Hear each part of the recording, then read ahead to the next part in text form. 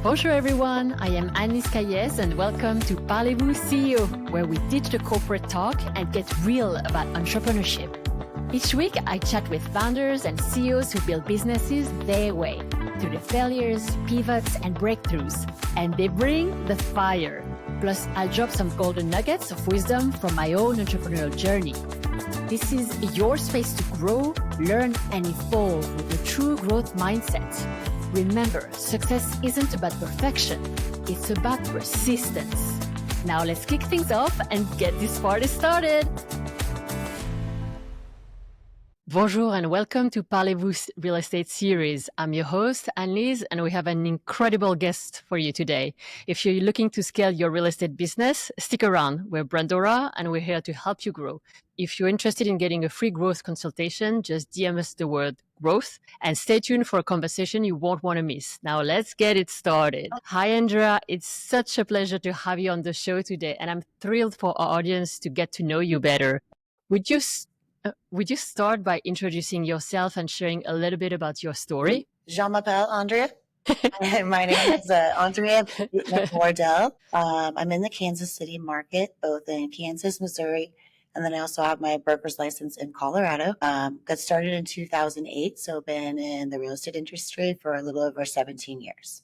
Wow, 17 years. Mm-hmm. And what led you to real estate? So actually, I had always had an interest in real estate. My father has had his broker's license for a number of decades, although he doesn't really use it. He just keeps up on it. I was working in the service industry, and so I felt like this was a good opportunity for a career to not continue with studies at the university or the college. And so it was something that I could get into.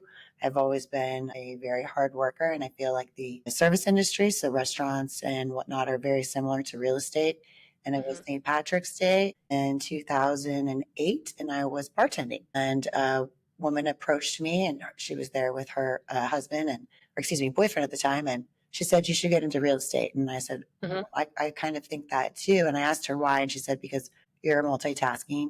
You're able to talk to me, make a drink, talk to these people. And real estate is a lot of that. It's multitasking. It's wearing a lot of hats. It's being able to be solutions and creative oriented." And I always say that similar to that industry, if you don't show up to work, you don't get paid. So as a real estate professional, we're unemployed every day. So it takes a special type of person to make that work. So you said 2008, right? I mean, I'm sure a tough moment to start in any kind of industry, but particularly real estate. Tell me more about this. Sure. Yeah, I mean, in addition to my age, being in 2008, which is the market crash, there was a lot of time where you didn't know what was going to happen next. So I took it upon myself while I was getting my business going to work 2 or 3 other jobs to be able to make ends meet. I was working at 3 different restaurants, and then I was also doing some part-time work for a commercial property management company. And so that was a necessity while I was building the business up. And I'm 22 years old. You know, it's a lot of discipline to say, "Oh, I'm just going to do something brand new in a market that's crashing, and hopefully I can make it." What I would say that I learned from that, however, is that the challenges that are put in front of you, if you can learn how to navigate through those as challenges happen, because every day, every year, every month, whatever it is, every decade, they are still present, but you have maybe a more creative or constructive way as to how to overcome them. Wow. And that was already 2000. Do you remember your first deal? I do. It was quite terrifying. So actually it was a regular at one of the restaurants that I had worked at, and they were buying their first home. The kind of cool thing about it is that the price of that home today versus what they purchased it for, which was $22,000, is probably worth $222 in a 7-year period. The house was a rental before they purchased it, and so there were some tenants that lived in the property, and I wasn't representing them. I was representing the buyer, but they were very upset because the landlord said, "We're selling the house." So at the time, my name was Andrea Butner. And so I went to do the final walkthrough, and I walk into the door and I'm like, hello. The house smells like urine, to be quite frank, and there was graffiti all over the walls. And the graffiti was everything you could think of, but there was also, unfortunately, some lettering that happened to just be my initials, which was AB. And I'm thinking to myself, real excited about this cute little paycheck, my first deal, that was for me. Unfortunately, it was for something much worse and greater than that. I called my mentor. I told her what was going on, and we halted the sale until the owner could come back in and clean the carpet, repaint the house. And that's the point of doing a final walkthrough, that the house is in the same condition as to when your clients put it under contract. It's usually not that drastic. Sometimes, some trash is left behind or things of that nature. But being able to not like freak out or freak your clients out and say, okay, here's a problem. How do I put this puzzle together? How do I keep this on track? That is a huge part of every industry, but with real estate, it is really a huge part of every day. Wow, when you were 22, it was one of your first deal, and I'm sure it took a lot to keep it together and not panic, right? Exactly. So I'm thankful for every challenge that comes my way, because I think I thrive more in like problem solving. You get stagnant, or if everything is just, oh yeah, here you go, which is nice when that happens. But a lot of times I train my agents with the realities of all things that they could encounter. And instead of being stuck or shut down or scared or whatever it is, it's okay to ask for help, and it's okay to come up with a solution, and communication gets everything done. And so I'm sure you're working on a lot of complicated deals. And what would you say keeps you passionate about real estate and to keep going? Well, I would say a number of things. Number one, the people that work at my company. It is very important to me to help them succeed. It is very important to me to make sure that, they have the tools that they need. And what else keeps me going is I truly love real estate. I love my clients. I'm an investor myself. I'm proud of what we've carved out with the size of the company and the growth of the company. But I love looking at real estate, like buying real estate, like analyzing it. It's kind of from a client standpoint, whether it's an investor, it's a match. Do your numbers match? Do your goals match? Do your returns match? And that's how I look at everything from a buyer standpoint or a seller standpoint. It's matchmaking. And I'm doing a deal right now on a building that I own, and I've been struggling to find the right tenancy for it. So I've taken time, but I've matched up 3 tenants that complement each other's businesses, because not any of them solely could get my goals met financially. And so now we have almost like a collaboration, and that's creativity, but it also complements their businesses. It's a win-win-win. So it's a puzzle. And it's a matchmaking puzzle, and you've got to understand people. It's also a lot of psychology. You become a really big part of your client's life. They're putting a lot of trust into you, whether they're out of the country, out of the state, or it's their first purchase. Like, you are a resource for them. And so you become innately involved in their goals and their family and their life and their work life. And when you get them to that place of a success, the ultimate goal is that it continues to repeat. So a lot of my business is multiple years of repetitive clients. And so there's that trust factor. Sometimes I listen about, what they're making for dinner.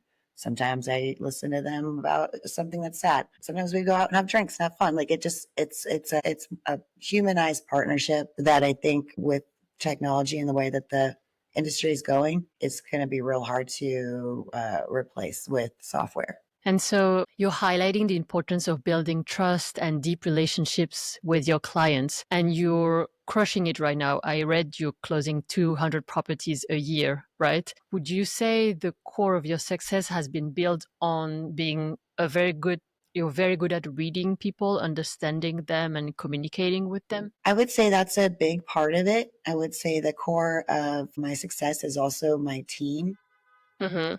There's, 4, I would say, leaders at Wardell and Holmes Real Estate that we all really, really have different skill sets. I would say with my investor clients, that has been a lot of thinking outside of the box. How do we change this? How do we expedite this? How do we get more across the finish line? So there's 2 schools of thought with the real estate that I specialize in.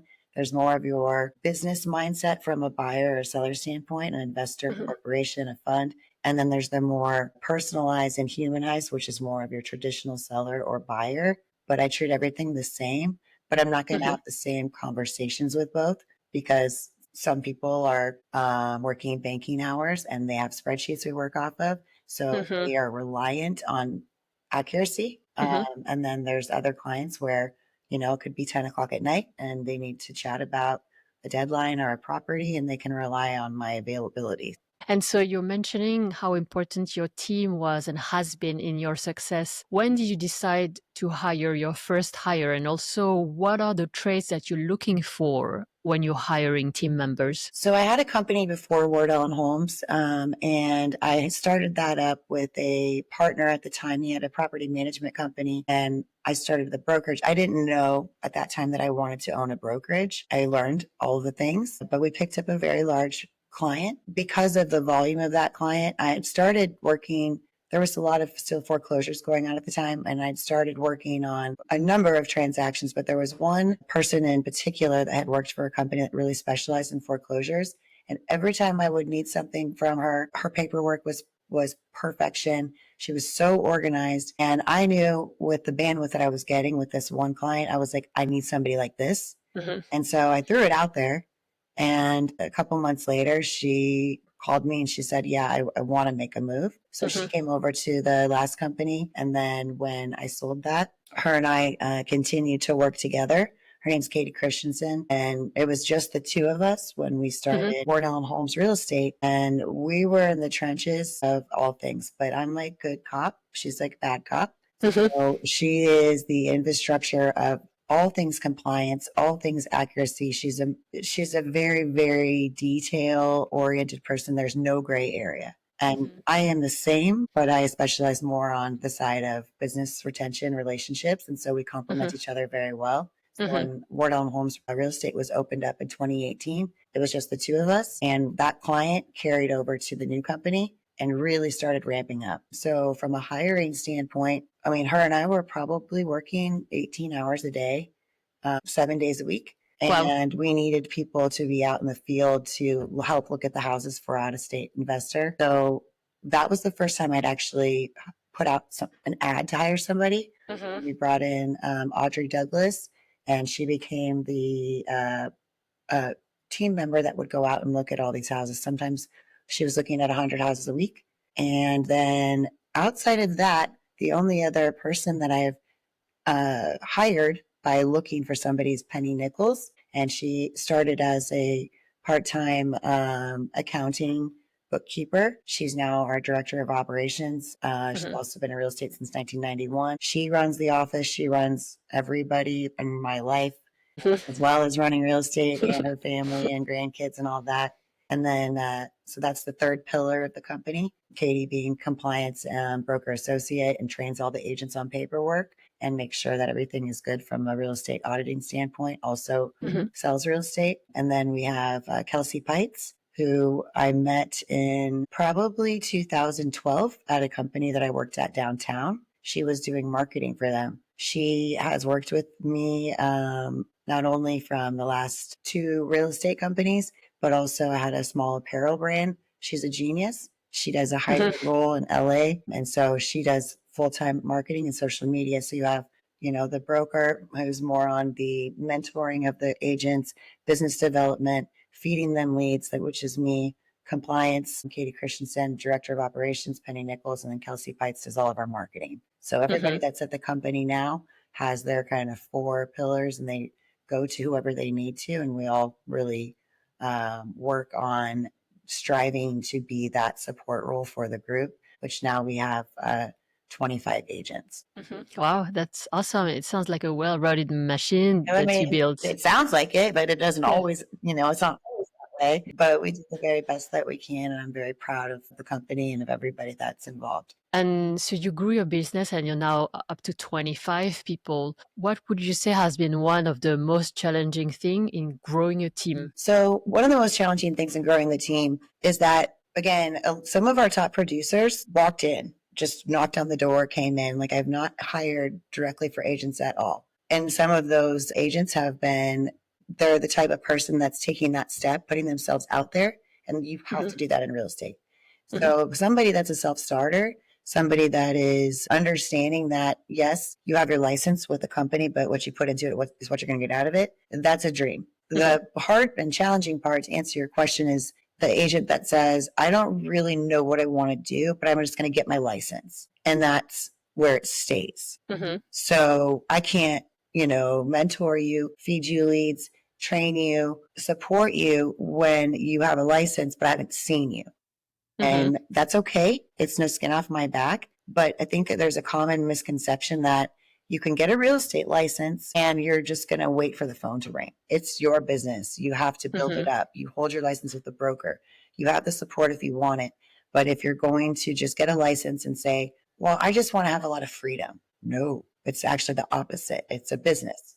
Getting a business started is your baby. It takes a ton of time. It takes a ton of marketing. It takes a lot of practicing on different endeavors to get your name out there. I think I read recently that everybody knows 10 real estate agents. So if you don't put yourself out there and you just wait for the phone to ring, or you say, well, it's your responsibility to make me successful, then I need to be able to do that. And if you're just waiting idly, or you're not motivated by yourself or by money or by clients, I can't help you. Yeah, you're probably not in the right space if your Right. profile And is maybe, as such. sometimes you just get your license because you want to, dabble around in investing. Or maybe you have somebody that you know in your family that says, get your license and, we'll use you as an agent and you can make that one transaction. That's fine.